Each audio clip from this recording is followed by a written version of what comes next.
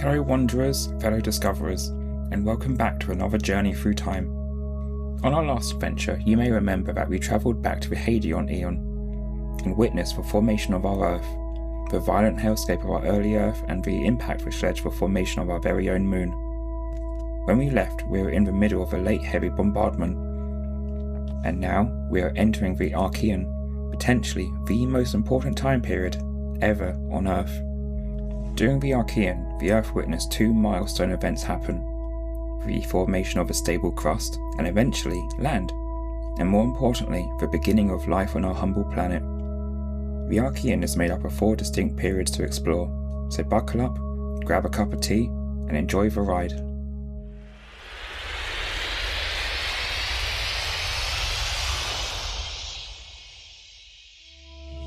We have now arrived in the Archean, 4 billion years into the past, into a world void of life.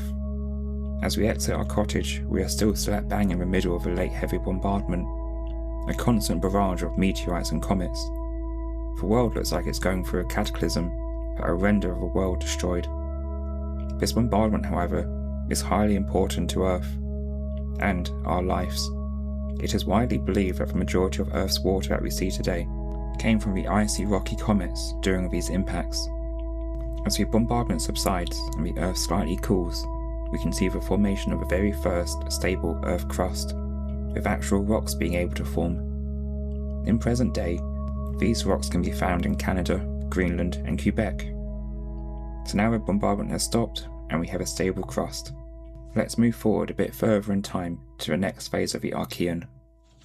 Welcome to the Paleo-Archean, 3.6 billion years ago. The world outside still seems completely alien to us. As the stable crust is slowly forming, up here on the surface, the only thing we can see is water. We're in a world devoid of land, just one massive ocean stretching across the globe. But this water world will eventually give way to small pockets of land. Slowly, very slowly, forming out of the water, there is the first supercontinent, Valbera.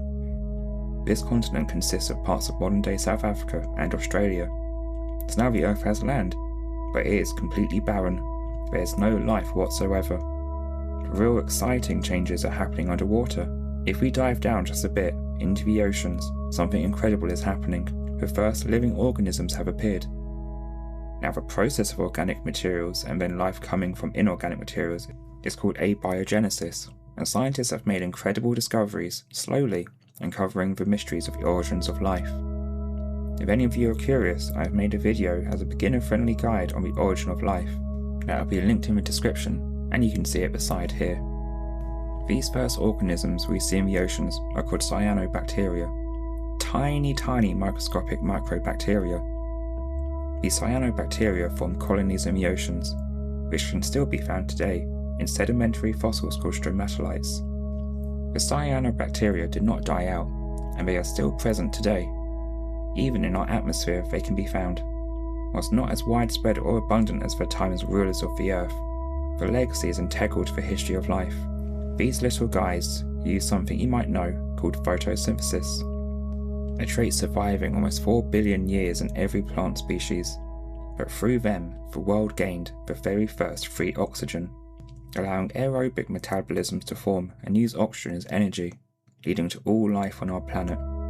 However, complex life is still a long way to go, and it will not be an easy road to get there.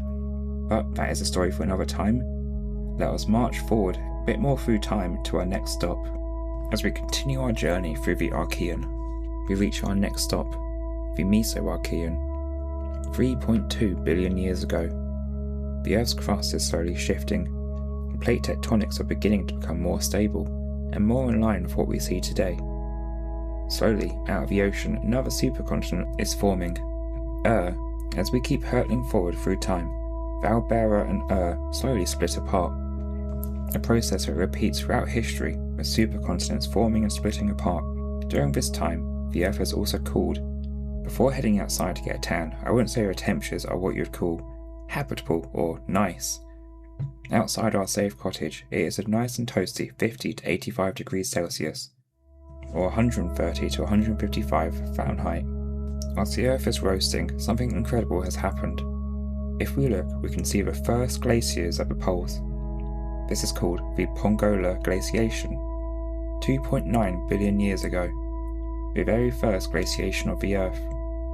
Whilst only lasting around 150 million years, it is still a huge milestone in our Earth's history, an event destined to repeat throughout history, with multiple glaciers and ice ages popping up and disappearing. But now, let us keep going to our final stop, the last phase of the Archean, the Neo-Archean, 2.8 billion years ago.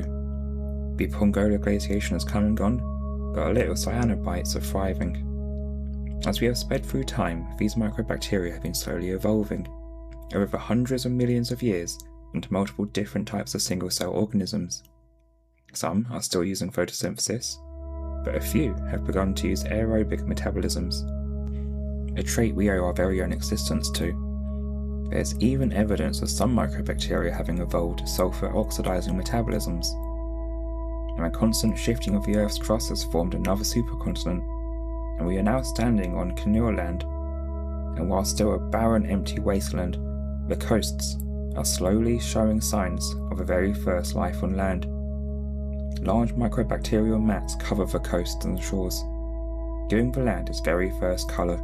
It only took half the entire age of the planet for life to finally make its way onto land.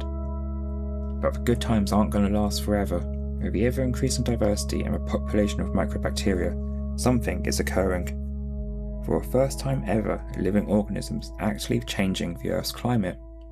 The free oxygen released by the photosynthesizing bacteria is inevitably cooling and changing our planet, leading into a catastrophic event known as the Great Oxidation Event. But that is a story for another time. We must now head back to refuel before going out on another adventure. And I hope you have enjoyed our travels through the Archean. We have seen the beginnings of all life on Earth, the beginning of actual land, and the Earth has slowly, very slowly, become more like what we know today. But we still have a long and brutal journey before us to get to these modern times. These humble beginnings are the building blocks of everything we know and love today. It's crazy to think that everything we know and everything we see today and everything that we are is thanks to the humble cyanobacteria. Thank you for joining me. Remember to keep discovering the wonders of this planet. Until next time, goodbye.